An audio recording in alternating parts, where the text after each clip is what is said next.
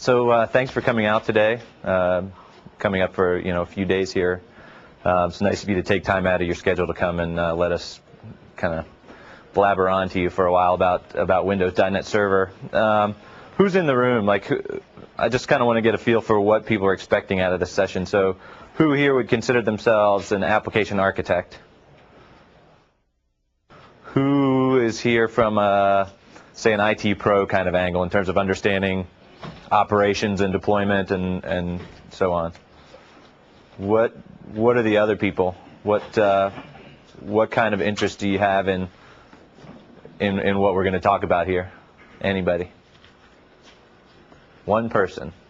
What do you think you're going to get out of this session when you read application platform overview? Yeah. So I'm going to talk some about that. Yeah.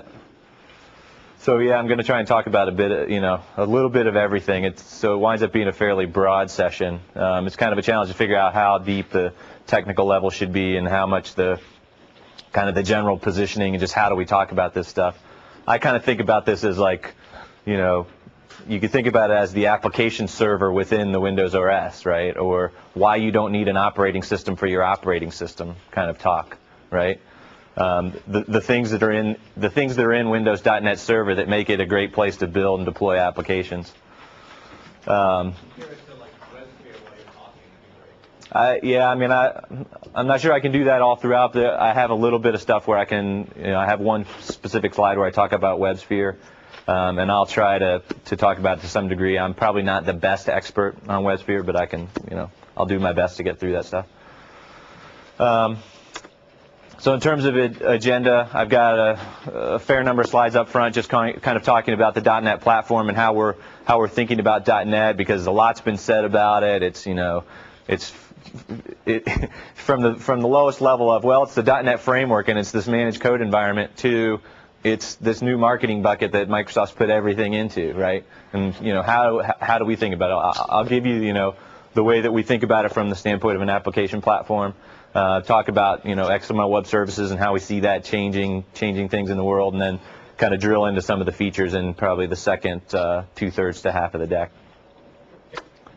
Yeah. So there's .NET Server and there's Microsoft.NET. Is that two different apps? I'll get to that, actually. I think the best way to think about .NET is as kind of a set of technology ingredients that you'll see kind of bleeding out into other areas of Microsoft. And .NET winds up being all about being connected.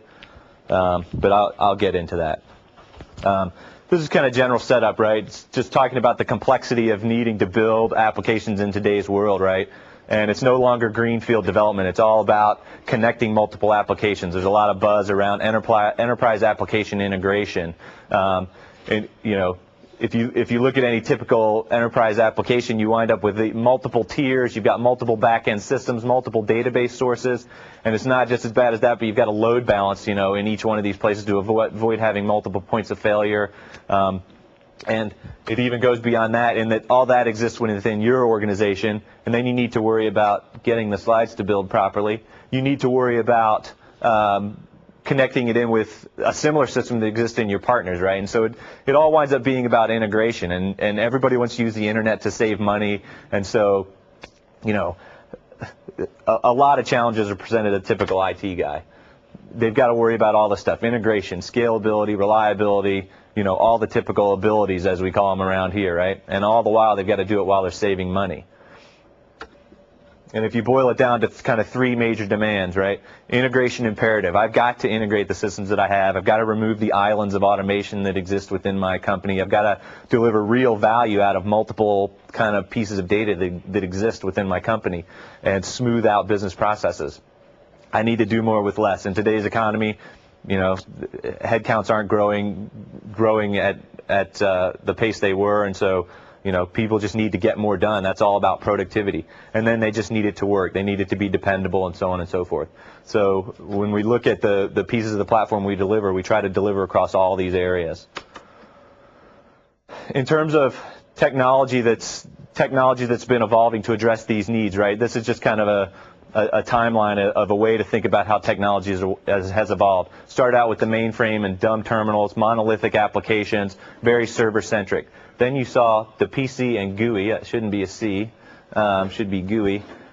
You saw the PC and the GUI kind of come on, and that kind of spurred a huge change in the industry and a lot of investment and a lot of development. Then you saw the connection of those PCs over the LAN, and then moving up into client server, RAD for applications, and VB spurred a lot of that on. This was kind of in the early 90s. And then you saw the development of these complex component models. So you saw COM and DCOM, and then you saw Corba, and then kind of at the same time that all that stuff was happening, you saw app servers kind of developing. You saw Java and application servers start to develop as kind of an outshoot of the Unix Corba world, right, where you needed to have a programming model for your OS. Windows has always kind of viewed that as an integrated part of the OS and something the OS should provide as a service. At the same time, you had web pages starting to develop, right, and so the web kind of blew all that stuff out of the water, right, and so why did that happen? It happened because it was very simple, right? It was very simple, and any platform could talk the language. It was all about simple protocol like HTTP and TCP, and it was all about simple data format like HTML. Well, now what we see is kind of a reconvergence of those two worlds, the component world and the web world, and you apply the best concept of the web, which are this loosely coupled, simple data formats on the wire, document-based descriptions and message-based communication protocols, and you apply that to the programmability challenge and the integration challenge, and you get this concept of XML web services, right, wherein any platform, the protocols are very simple. SOAP is very simple. XML, in concept, simple in terms of implementation and multiple specs for different document types, kind of offers unlimited flexibility, which over time may grow into a management challenge. But ultimately, you get these simple protocols and simple data formats that allow systems to interoperate, and it makes integration native to the platform, right? And so we see this as kind of a huge, like a sea change event, right? That this really changes the industry. This makes the world different in a big way, and it becomes ultimately the major thing you need to evaluate a platform on.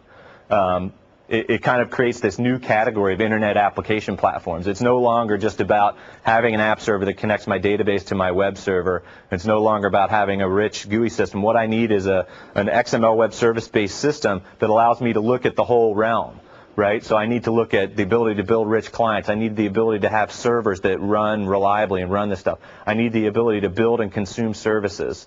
And then I need a set of tools that bring it all together. Right, and ultimately that's the way we view the Microsoft.NET platform, is a set of clients, servers, services, and tools that allow you to build on this integration substrate of XML web services. And so in here we kind of animate around all the products that are kind of dropping in against this vision, right? And kind of at the core, at least in this version, we drop in Visual Studio.NET, and the reason being, recently RTM'd, the launch is coming up in 6 days, I guess. And it's kind of the birth, the coming out party of .NET, right? Visual Studio.NET will ship the framework. It'll ship our new high productivity tool and basically enable people to get started now with building XML web services. So that's the .NET platform.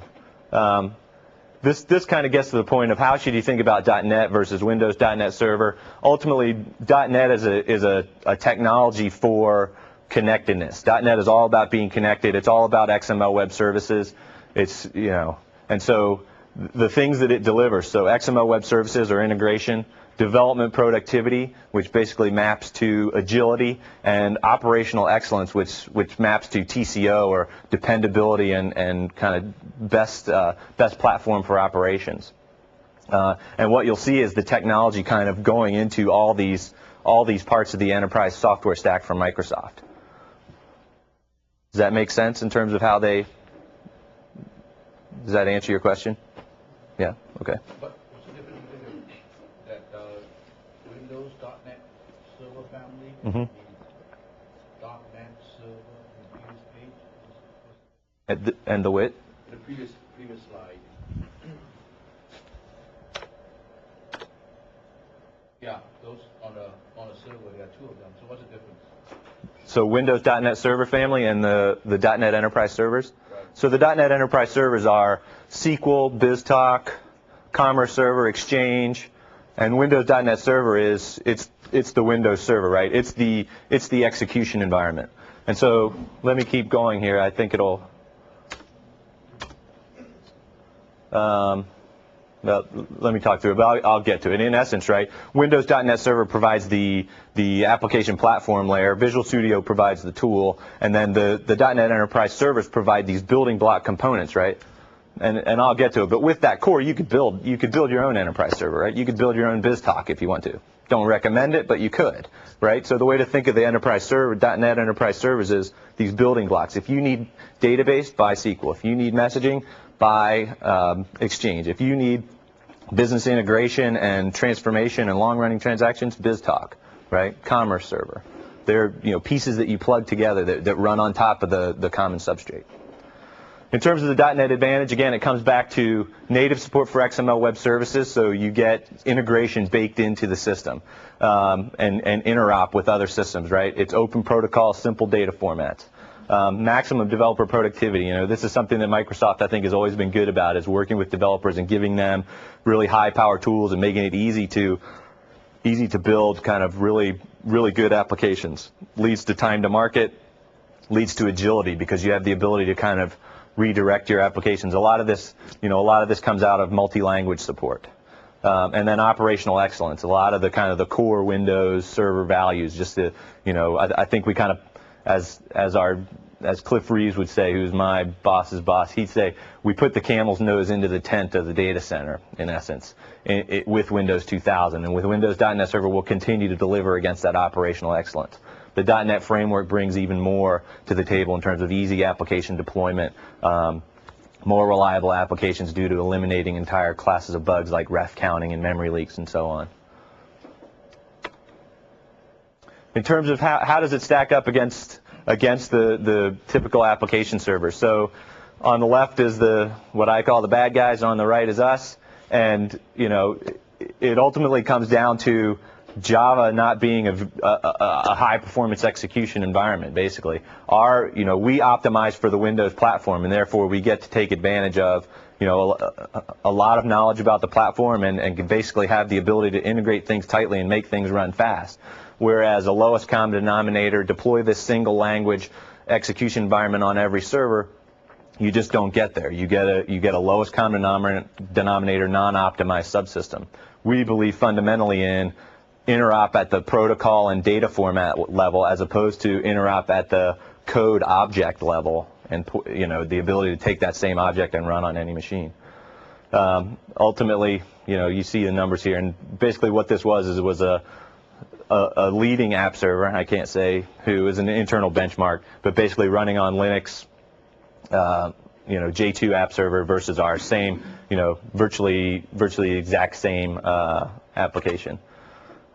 This is something you may have seen on the web. This is the Java Pet Store. So this is a popular, it was called the reference implementation from Sun. So Sun put out this reference implementation that was the Java Pet Store, and then all the vendors took this thing and said, look, we run this app. We are a certified J2 app server vendor.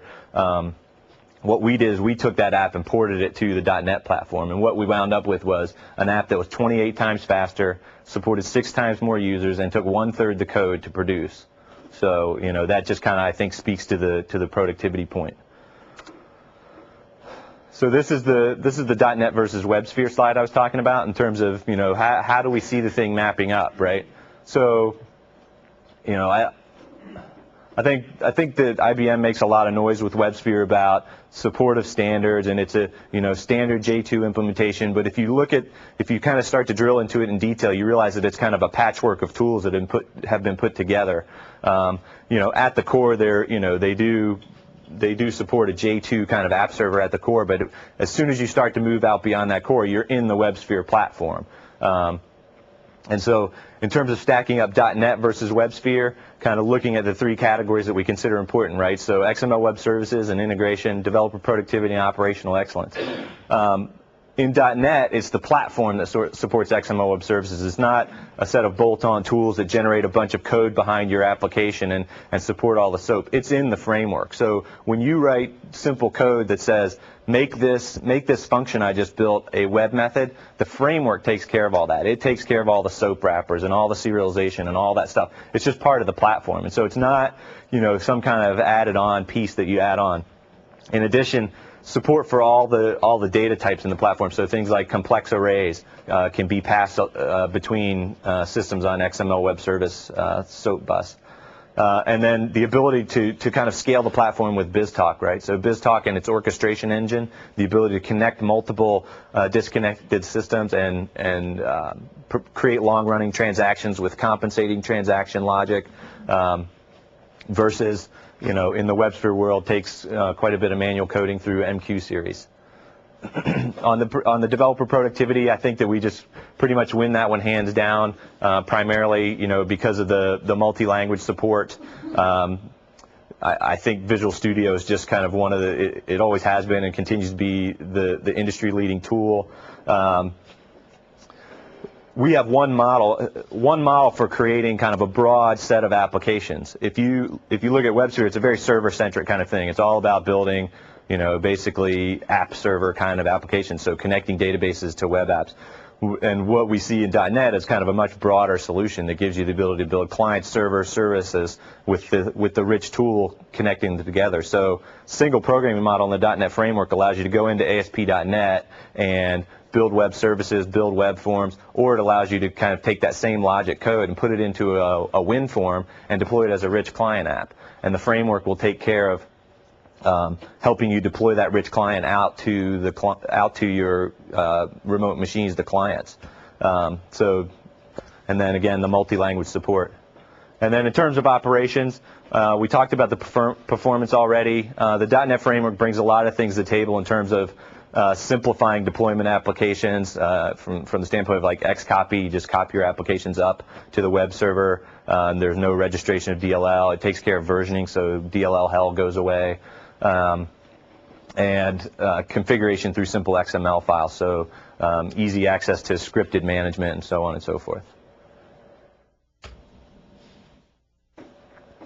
So this is kind of what I've been talking about in terms of the core platform, the core .NET developer platform, right? It's made up of Windows plus the framework and Visual Studio .NET. And with that, that's what I mean, in that you could build your own BizTalk, right?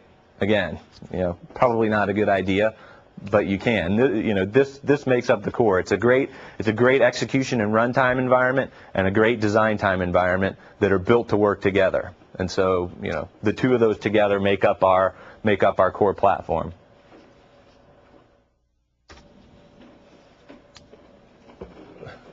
And again, I've kind of talked about this already, but the ability to take this core platform and then layer on the enterprise servers, right? I could put SQL in here and have the database infrastructure, but this is kind of one of the most interesting scenarios in today's world is the need for a common integration substrate in my data center to connect my multiple applications. We kind of view the .NET application platform as providing that layer, right? High productivity place to write your code, XML web services for connecting to multiple applications, and then an orchestration engine for doing the high-level business processes. At this point, I'd just like to reiterate, and before we kind of start to drill into Windows .NET features, the fact that you can build and deploy today on Windows 2000, you take advantage of the Windows 2000 reliability. The Windows 2000 servers has, I think, proven itself in a lot of ways in terms of scalability. If you look at TPCC and TPCW, we own the TPCW list completely. The TPCC list, for scale out, we own that list, and for scale up, which is single machine, we have 2 of the top 10 in that list. So I think that the momentum's growing around Windows scalability, and I think there's always been a lot of objections. Microsoft doesn't get the enterprise, Microsoft doesn't scale, but I think that more and more you're going to continue to see those perceptions fall away because it's the momentum and the focused attention that Microsoft can bring to that challenge, right? When you sit down in a room with all the kernel developers and the IS developers, and you do a performance review of the platform, and you've got a focused team that does performance reviews, and they're ticking away and they're getting down into the details of the thing, and they're saying, and I'll get to this later, but one of the things in Windows.NET Server is they fixed the single-threaded apartment model for the COM Plus subsystem, and it leads to like 80 to 90% reductions in overhead for object instantiation. It's that kind of focused attention on the core of the system that we think is not going to be able to be matched by competitive platforms. So starting to look at Windows.NET Server, it's always been about providing a programmable system in the OS, right? So things like COM Plus for transactions, MSMQ for loosely coupled, IIS for HTTP services, Active Directory for identity, ASP.NET. It's always been about that. If you need identity management, use AD. If you want to put media in your application, use the media services. It's always been there. It's just been about kind of getting people to understand there's all this stuff in there and making it easy for them to take advantage of. And so that's what the .NET framework is doing. It's saying now you have a managed code environment that exists within your OS. It's a safe place to write applications. It's highly productive, and it's a single programming model for getting at all this stuff. And so what it does is it kind of supercharges the app environment. At the same time, we take XML, SOAP, WSDL, and UDDI into the core of the application. One of the cool things about Windows.NET Server is support for enterprise UDDI services, and I'll get into that a little bit later too. This is kind of, I'll probably skip over this, but just kind of a quick list of how does the Windows Server support these core things of integration, interop, developer productivity, and operations excellence. And so it's, quick list of things there. Looking at .NET Framework Integrated, again, managed code environment that runs within the OS, highly optimized for talking to the Windows kernel, gives you a safe place to write your code. If you look at it in more detail, what's in there, right? So in the base OS, you've got these services like message queuing, transactions from COM Plus, IIS management, making calls into that and providing easy access to that is the common language runtime, right? This is the actual execution environment that runs the intermediate language code.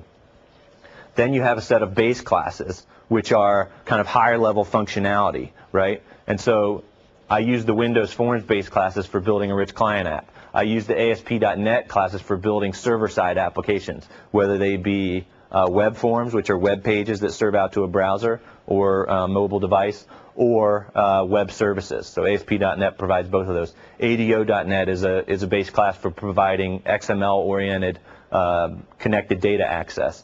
Enterprise services. This is going to be a great addition for people who want to use transactions, right? So it makes it easy to use the transaction system in COM Plus. It used to be in order to do transacted work, you needed to really build COM Plus components and then mark them as transacted, install them, register them, so on. Now with .NET, you basically say inherit the enterprise services class and mark your component as a service component, and away you go, and you can start creating transactions in your application. And the OS just provides the transaction services. It's just something that the OS does. Again, it's like you don't need to buy an OS for your OS. We do it. So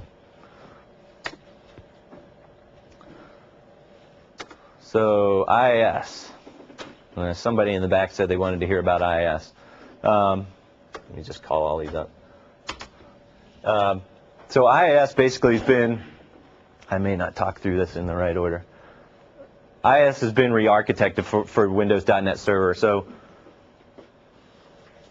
IIS 6 has a new process model that basically talks to a kernel mode HTTP driver, which will no longer run, the HTTP handler will no longer run any user code. All user code has now been moved off into these things called worker processes, which will handle all the work. And I'll show a diagram about that later. That change alone has led to some huge performance enhancements. You can fully isolate your applications and still get, you still get the high performance of having a single process hop between the kernel mode HTTP listener and the actual process that your application's in user mode. Enhancements to support tens of thousands of sites per box, and so this has become a standard test scenario for the IIS team. And so this is really in support of web hosters, people who need to support lots of websites on a single box. What it leads to for the kind of the rest of the world is just better isolation, better tuning of the OS, just kind of makes the thing it's, you know, the web hosters really test IIS kind of to the maximum level possible. They just throw all kinds of stuff on a single box, and you've got, you know, 5,000 to 10,000 users running on a single box, and the load that puts on the thing and the challenges it presents in terms of isolating applications really kind of pushes those guys to the boundary. The ability to recycle applications leads to more reliability, whether it's .NET applications or so on. They've re-architected the management system, so the metabase, which used to be a binary file and was difficult to edit, and you had to use kind of complex scripting commands, the metabase, which is the IIS configuration file, is now XML based. So it's easy if you want to write script files to edit that thing on the fly. An IIS system will automatically monitor those changes and shadow copy the thing across, such that if you completely break it, you can roll back to a different version. So it provides some safety for you that way. In terms of looking at the actual architecture of IIS, this is what I was talking about. So this is what was previously IIS, and what it used to have to do is it used to have to take the actual HTTP requests coming up from the operating system kernel and then hand those across to the worker processes. Now all it's responsible for is spinning up these guys where the actual application runs. So the actual Windows NT or the Windows.NET Server kernel handles HTTP traffic coming off the wire. There's no user code that runs in here. This is highly optimized. You know, nobody gets to touch this code. Same thing here, highly optimized by the IIS team. Nobody gets to touch it. All the code that you write goes into these applications, which then talk directly to this guy to get the HTTP requests coming in. And so what that means is this WAS, the administrative piece on the side, spins up multiple processes, however many you configure. So you go out, and these things are actually called application pools, and you create multiples of them on your system, and then say, take this application and put in this pool, take this application, put in this pool, and it gives you the ability to kind of isolate your applications and manage who's running where. You can configure the security on each one of these container guys here, so that if you have an application that for whatever reason needs high administrative access to the system, you can say, hey, run this guy's local system. Not recommended, not the default, but you can do it. By default, they all run as a new security context called network service, which is a lower security context. And in the event that one of these guys gets hacked and somebody takes over that worker process, they're running at a much lower security context. While we're talking about security, one of the interesting things is the way they've written it to run as network service gives you some security addition. The system is locked down by default, and so IIS doesn't even install by default anymore. If you upgrade your box, it'll upgrade, and IIS will be on if it was on before. But if you install a brand new box of Windows.NET Server, IIS is not on there. You need to go into the configure your server wizard and actually turn it on. And when you do turn it on, it's still locked down. It doesn't serve any dynamic content. All it will serve is static web pages. You have to go in and enable it to serve ASP, to serve ASP.NET, to do front page, to do any of the other dynamic stuff, index server. You actually have to go in and turn that on. So, kind of locking the system down by default. Yeah? So any of those extensions, there's no extension filters? None of the extensions are enabled? Yeah, nothing's enabled. When it's not installed, when you do install it, nothing is enabled other than static content by default. And there's a wizard that makes it easy to go in and turn them on. But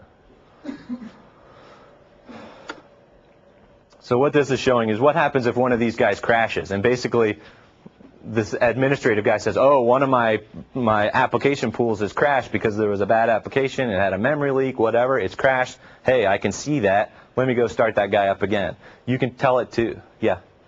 How is it different in the CGI versus this model? Say again? How is this different in the CGI model where you had different applications serving requests and doing the backend jobs? I'm not sure. If you come and get me afterward, I'll talk through it with you.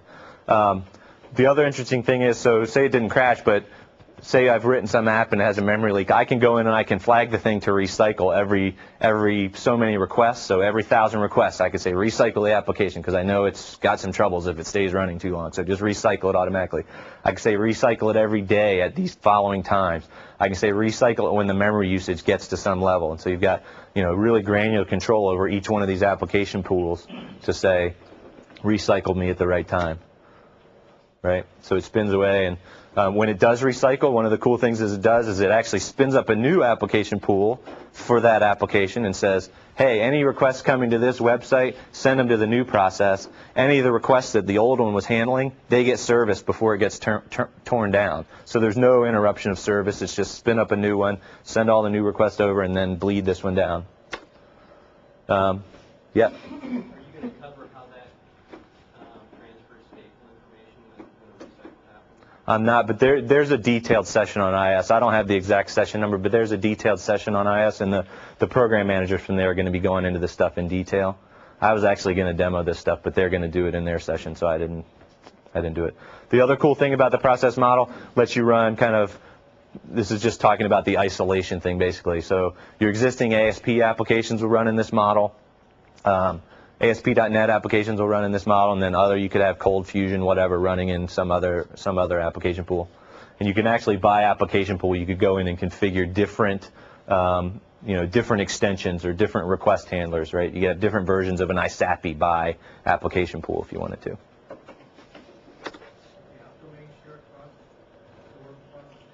Say again? Does the application domain share across The ASP.NET app domain? Again, I'll have to follow up with you afterward on that. So enterprise services. This is COM+ 1.5, and so in the .NET framework, you access the COM+ services through the class called enterprise services. You flag your component as a service component. I talked about the performance optimization work that goes on, and they've done a lot of work on just the performance and scalability stuff in the COM+ subsystem. They've also added some manageability and programming model enhancements. And then one of the most interesting thing they've done is the web service support. So if you have existing COM+ components, you can actually go in and flag those things and say, administratively, you go check a box and you say, mark this as a web service, and the COM+ subsystem automatically generates all the WSDL and will publish that thing as a web service and make that COM+ component callable as a web service. This is just what I was talking about, 80 to 90% perf gain. Not to be misleading, this is an indication of the overhead that's been removed, because what they've done is they've just kind of, over and over and over, they've made a call to an object and instantiated a method call or instantiated a new object. So it's not necessarily real world. It's not like the thing's doing a lot of work, but it does indicate kind of how the overhead has been reduced in terms of actually instantiating new COM+ objects. And so here's what I was talking about with the XML web service support. So you go into the component services manager and you click properties on your application and you say uses SOAP, and then you can tell it what vroot in your web server to go to, and away it goes. It generates the WSDL, and you can start integrating that COM+ component into your new XML web service architected app. So we kind of view that as a great way to kind of bring a lot of applications forward, right? There's no rip and replace. It's use what you have. It's all about integration and bringing systems together and kind of providing the glue that allows you to connect all your systems.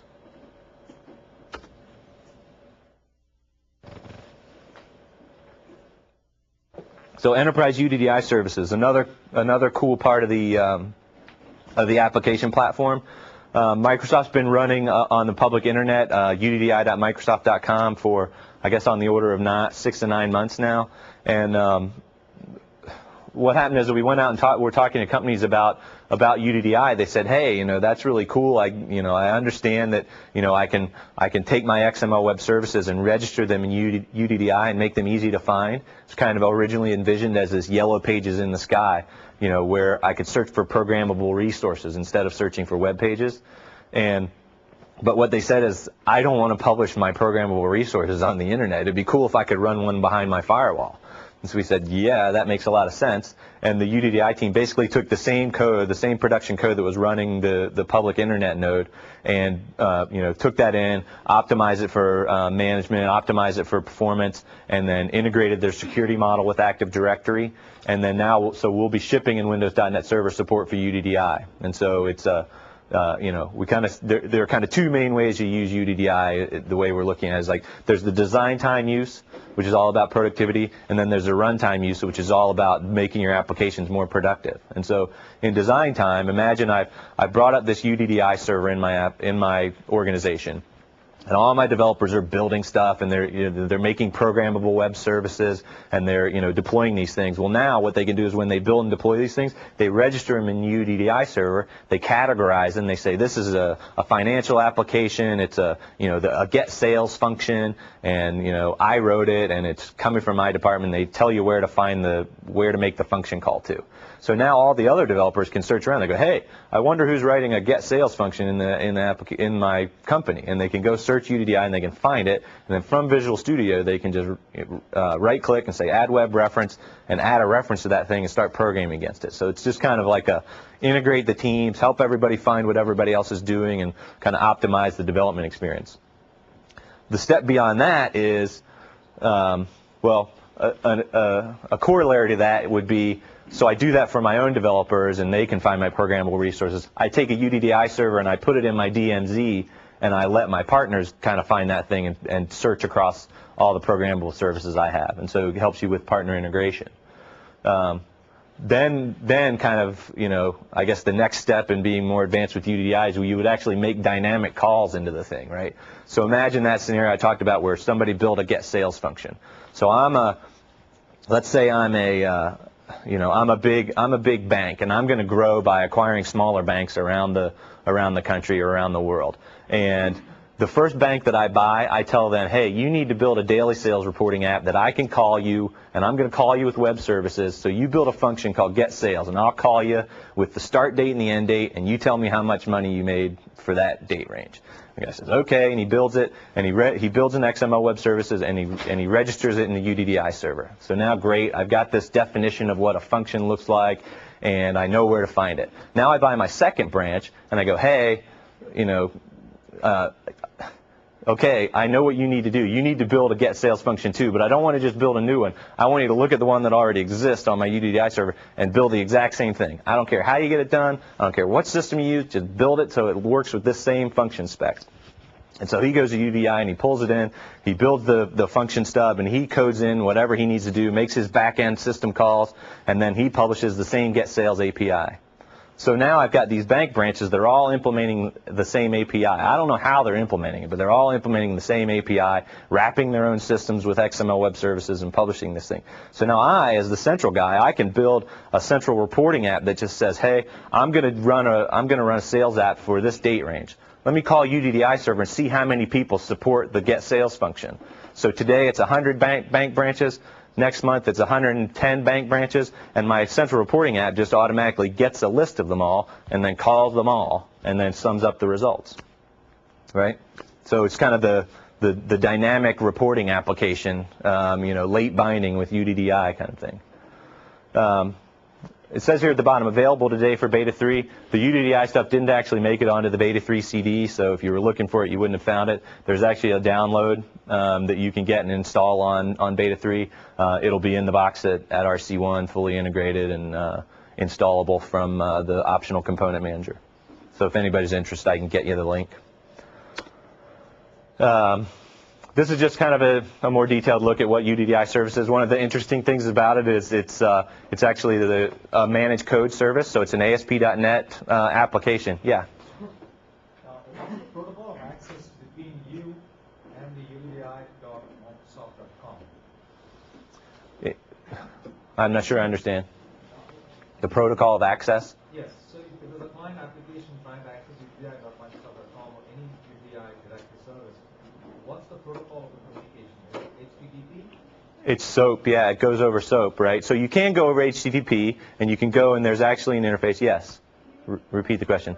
Yeah, thank you. The question was, what is the access protocol for getting to the UDDI server? And basically, it's two ways. You can go to the actual web page, like if you point your browser at UDDI, whether it's the public node or whether it's a private node that you're running, you get a web page, and there's an administrative function there, and you can go in and you can type in new functions that you want to register, and you can point it to the WSDL that you're using for your function and kind of do all of your work that way. There's also this XML SOAP API, which is specified by the UDDI.org specification group, and it provides you a programmable way. And in fact, that XML SOAP API is the way that you would build such a dynamic reporting app, right? You would make calls into that thing and say, give me a list of all the bank branches that implement this function that I want, right? So there are two ways to get into it. And ASP.NET provides both of those. The other question I had is there a way of dynamically, is there a dynamic discovery mechanism? In the sense, I don't know the interface up front, but I figure out the interface and then make the call. There is. I mean, it's searchable, right? It's a searchable function, right? You need to know something about the function. You need to know who wrote it, where it's implemented, some specific name, something about it, right? I mean, I think the idea of like having code that just dynamically finds functions and starts to make calls into them is a little far-reaching. But the idea of knowing that, I want to call the sales function that exists at, okay. Right, and so you can search across that and figure out what it does and how it works. But ultimately, before you build some enterprise reporting app that your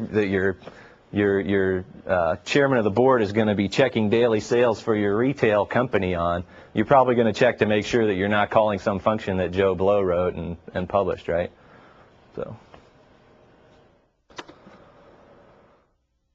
So this slide just kind of talks to stuff that you've probably heard a lot about, which is just security around the Windows and around Microsoft as a whole.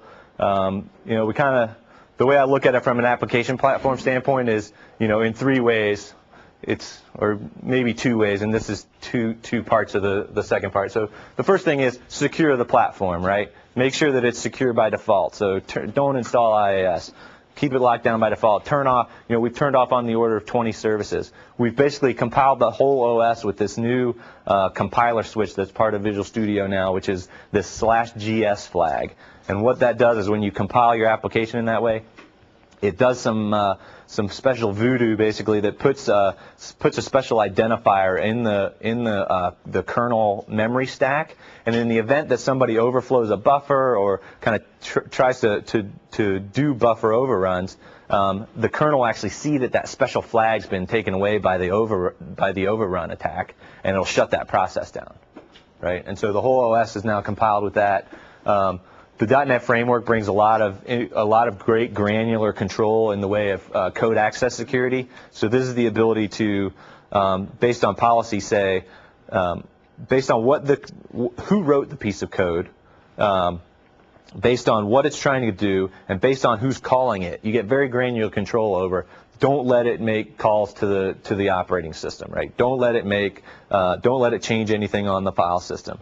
In the standpoint of rich client applications, don't let it create a transparent form, because somebody might write a form that is going to run and then hide itself because it's totally transparent, right? And so you get that kind of really granular control over specific function calls that the application can do. For non-managed code, for non.NET framework code, you get software restriction policies. So this is, you can go into the OS and flag based on wildcarding. You can say, don't run any file, any files that look like, 123.exe. Never run a file that's called that. And so you can put those kind of policies in. So that's kind of securing the other thing we're doing. You probably heard that was, Bill Gates sent the security memo, and basically this month the entire Windows group and all of its partners, anybody that ships code on the Windows CD, is being trained up on security best practices, and we're publishing books and getting information out there to people.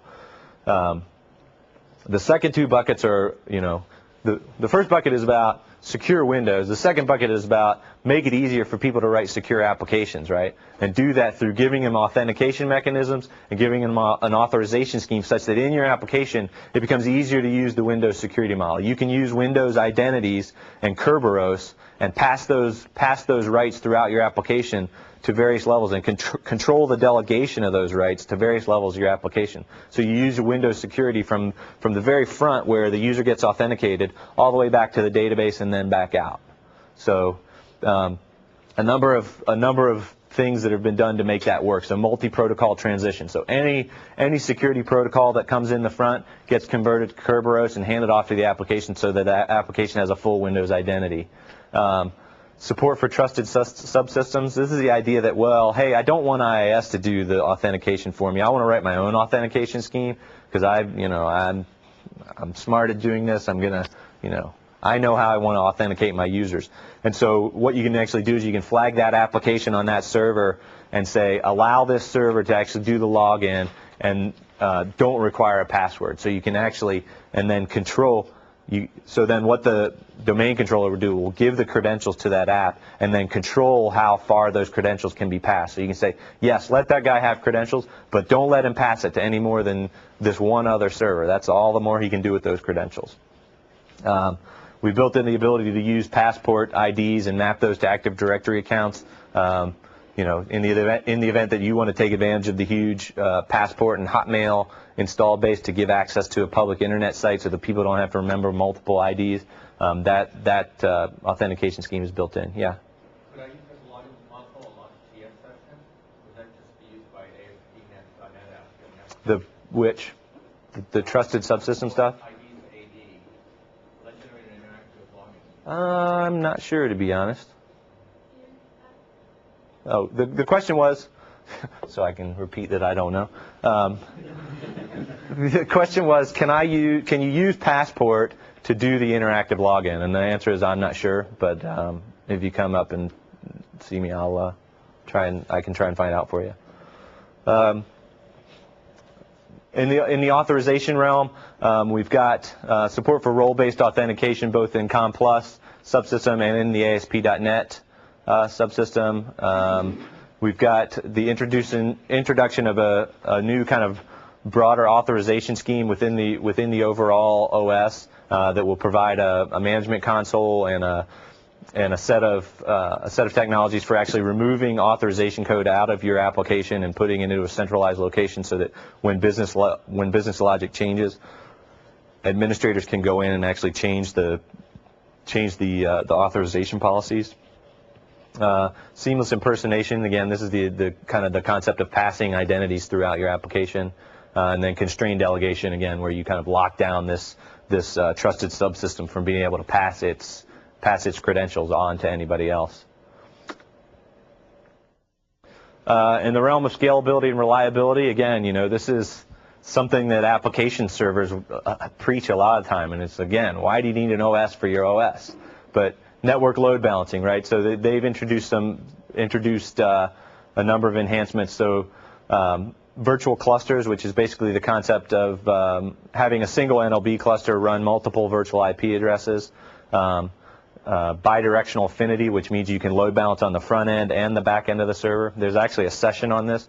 In fact, most of the stuff I'm talking about here, there are deeper drill down sessions on. So if any of it sounds interesting, go find those sessions. NLB manager, so it used to be in order to install and manage it, NLB, you went into the network protocols and you had to go in and say add network protocol, network load balancing, and then go in and configure everything on each machine and on each network card. And now there's actually a centralized manager where you can do that from, so that's kind of a good addition for web farms. Clustering, so the back end style of clustering, right? Network load balancing is the front end, web farm, take network traffic and load balance it. Microsoft Clustering Services, the back-end failover used primarily for SQL. So you've got two machines with a shared disk, and if one goes down, the other one takes over the SQL traffic. They simplified setup on that, support for larger clusters. So Enterprise Server will support four machine clusters on the back end, and Data Center will support 8 machine clusters on the back end. And they've also enhanced the WMI support, so you can get at the status of that system and manage it through WMI-based calls. And then web farm session state. So web farm session state, think of that in terms of working in conjunction with network load balancing. So it's really primarily a feature that comes out of the ASP.NET technology. And what it is it's actually a service that runs, a service that can run on the machine that your web application is running on, or on a separate machine where it logs to the database.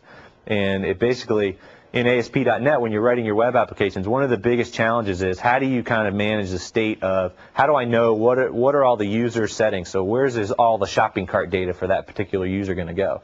And it used to be people would kind of do a lot of work with cookies, and it was kind of complicated to program. And what web farm session state does is it gives you a simple API where you can store your session state and get back to that thing on each request that the user comes back with. And you can then, at deployment time, you can decide how is that web farm session state going to be built. So the developer, he just uses the session state object, and he knows it's an easy way to program. And then at the time you decide to deploy the app, you can say, well, I'm going to put session state on each box because I'm not load balancing and I don't care. Each box is going to have its own session state. Or you can put it on a different machine and it runs in memory and it's a session state in memory object. Or you can configure it to actually go into a database. And there's a great session on this called ASP.NET Best Practices, and he talks quite a bit about web farm session state and how best to use that. And I think the number he's talking about is to actually put your session state information off box into a database is only like a 30% perf hit, which is a pretty big deal in terms of being able to give perfect fault tolerance across your web application, since all the session state is put into a different box. Yeah. Has there been more work with cluster awareness, for example, like Dr. Watson with cluster awareness? Like, has there been more areas? I expect there is. I don't know the details of it, to be perfectly honest, but there is a session. Manoj, I can't pronounce his last name. Nayar is Manoj N is doing a session on the clustering technologies. And I think it's right after this. I'm not sure which room. And the question was, is there more cluster awareness? There's some processes that aren't cluster aware. Right. Yeah. So what, is there more cluster awareness in the OS? So are more services in the OS enabled for cluster awareness? And again, I'm gonna punt to a different session. Yeah. So as part of this, you identified like a front-end clustering and a back-end clustering. Right. The back-end clustering more for the database. Right. So is the back-end cluster more like a tight cluster? It's more of like a shared disk cluster. So the network load balancing is really where, so say I have 4 machines that are going to handle the front of my website. They talk to each other and say, hey, let's share all the traffic that's coming to us. And they all become kind of listening on the same IP address, right? And so they look to any machine that's trying to call an IP address. That machine doesn't know there are 4 there because they've decided to work together and handle all the traffic. And so that's load balancing, right? And so that provides you this linear scalability, the scale out kind of model. The back-end clustering, the Microsoft Cluster Service, that's a shared disk kind of thing, right? Where you've got 2 machines that either over SCSI or over fiber channel actually are connected to the same physical disk, right? And it's more than likely going to be some RAID array, so it's fault tolerant as well. But in the event that one of the machines fails, they kind of talk to each other with a heartbeat. And in the event that one fails, the other takes over. It's less of a scalability and more of a reliability, availability kind of thing. The other question is, Yep. you talked of web farm state. Do you have a setting which replicates the session information across all the application servers in a web farm? Right, so the question is, on web farm session state, do we have a setting that replicates the session state across all the servers that are in a web farm, right? So it's this idea I've got multiple servers in the front and there's a session state object. So that's what I was saying, is that the programmer just uses the API for session state and builds the application and says, I know that my session state is going to come back to me and I don't know where it's getting stored, but it's getting stored. Then at deployment time, you have the option.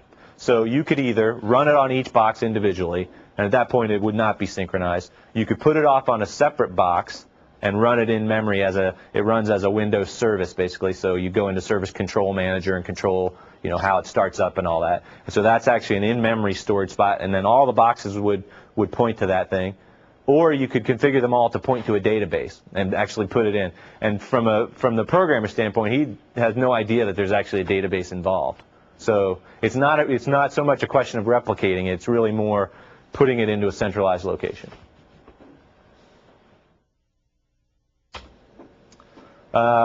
So again, just kind of, general improvements in the product. So from a management standpoint, WMI, so the whole WMI, the Windows Management Infrastructure, probably better to write the whole word up there.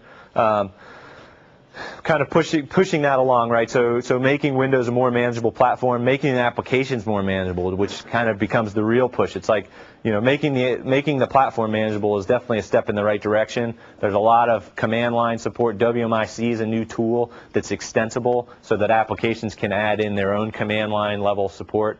But it gives you great queryability of WMI counters and the ability to basically do like SQL commands across WMI counters.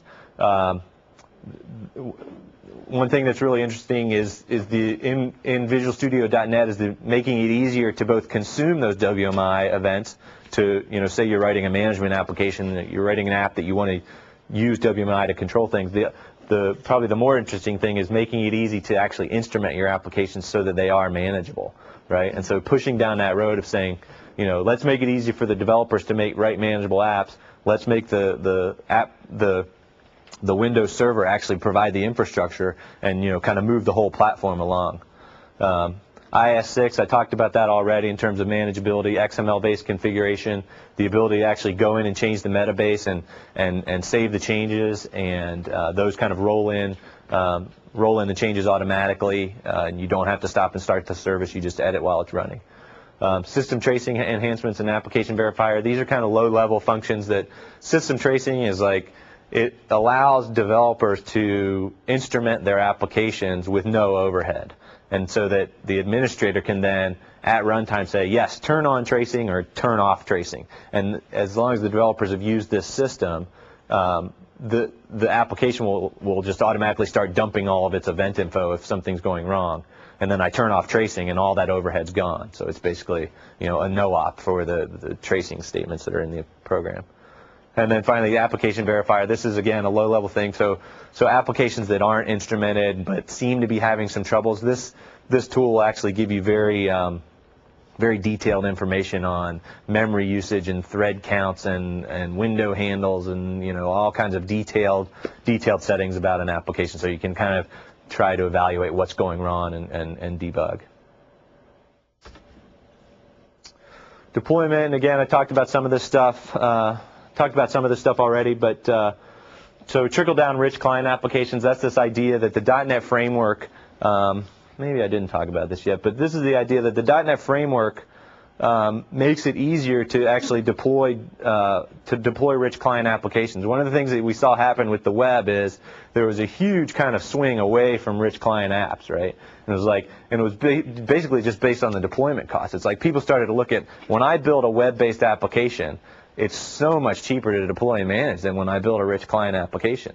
And what the .NET framework does with this concept is it basically brings that ease of deployment back to the rich client app. So for those apps where a web interface just doesn't work, and I think that more and more people are kind of realizing that maybe the pendulum swung too far and maybe they need to start doing a little bit more rich client work, whether it's offline support or whether it's actual local analysis of the data that's been sent down. What happens is you build your application and you segment it into multiple files, and so you've got multiple DLLs that make up your application. You then deploy these things up to a web server, and then on your intranet you go up and you start running the application. And the .NET framework takes care of pulling down only the pieces of the application you need at the right time, right? So when I click on a file, or when I click on a new window, you'll actually see that. If you look at the component cache, you'll actually see that file kind of move down and be installed locally on your machine. So now when I need to update my application, all I do is copy the new files up, and the next time the user runs the application, they automatically get pulled down. So versioning and control of the rich client application gets much, much simplified. Xcopy deployment, this is the idea that when I build DLLs and I build executables, it used to be when I deploy them onto my server, I needed to go in and do this registration process to get them in the registry so the system knew about them and could actually provide them to users. Well, now there's basically you build the DLL, all the config information is stored locally in the assembly file, and you copy it into a directory and away you go. Metabase import export, so this is tied into the IIS metabase, so you can actually import and export little chunks of the configuration file. So if I have a machine here and I want to take my application and put it onto another machine, and say it's an ASP.NET web application, all I need to do is Xcopy the files over and actually export the little bit of the IIS configuration that says these are the security settings, these are the process, the application pool settings, and so on, and just export those into a file and then import them on the new machine. So makes the deployment story much easier for web applications. Zero impact install and side-by-side execution. This kind of, again, comes down to the removing DLL hell and doing a lot of the version management stuff, so that you kind of get away from this idea of applications walking all over each other, and I've got the wrong version of the DLL, and my application's not running. We kind of solving a lot of those problems with the .NET framework. And again, this is just to reiterate, Windows.NET is. In Visual Studio, we ship the .NET framework, and it's a free download, deployable on Windows 2000. So what that does, in essence, it takes the whole programming model for the .NET framework, and it puts it on Windows 2000. And it runs on that. Windows 2000 scalable, reliable platform. It adds a lot of the security functions that I've talked about here in terms of code access security and so on. And again, it puts the whole programming model down there. In Windows.NET Server, we basically deliver the fully optimized application environment, right? So, you can start building today. The applications, I showed you those perf charts. Those were all .NET Framework on Windows 2000. So it's fast, it's reliable, and it runs well. And then in Windows.NET Server timeframe, we bring in the new features that I was talking about from IIS and UDDI and COM+ enhancements, and really just kind of raise the bar and supercharge the environment. And this is the requisite roadmap slide, and this is the last slide in the deck, that basically says, Windows 2000 was all about kind of proving credibility and getting IT pros to say, yeah, maybe I'll put Windows in my data center. This is a real platform. Windows.NET Server, going to supercharge the application environment, as well as some features for knowledge workers, but really a lot of focus on the application platform. And then going forward, you'll see, kind of continue push down the collaboration and other roles of the server. And with that, I think I will close up and ask if there are any questions. Anybody? Yeah. Metabase import and export, is that handled? Is there a tool for that in the OS, or do I need Visual Studio? Or? No. That's actually an OS level feature. So in the IIS MMC, you go into either the site or the virtual directory, and you right-click on it, right. And I think it's all tasks, export. Okay, but you're talking about copying just a snippet. Then can then I just like a registry go select the? Yep. I mean is that expressed in a? Well, I'll go look in the lab. Yeah, or I can show you on my machine afterwards, sure. But yeah, I mean, you navigate down, and the tree, the IIS management tree, where you see your sites and directories. You basically right-click on one of the sites or directories and say export, creates a little XML file. You send that over to the other machine and say right-click import. That's where the XML comes in. Right. It's in the. That's how you export it to XML, and it can. Well, it's in XML. It is XML. We export the little chunk, and then re-import the little chunk. The limiters in the file, if I look at the whole thing, that says what app it pertains to. Yeah. So when I'm right-clicking, it's just saying. Take this chunk. Right. Exactly. Yes. The web form session state, is that delivered with .NET Server? It's delivered with .NET Server. It's also delivered with ASP.NET. So that function actually exists for Windows 2000 today. Yep.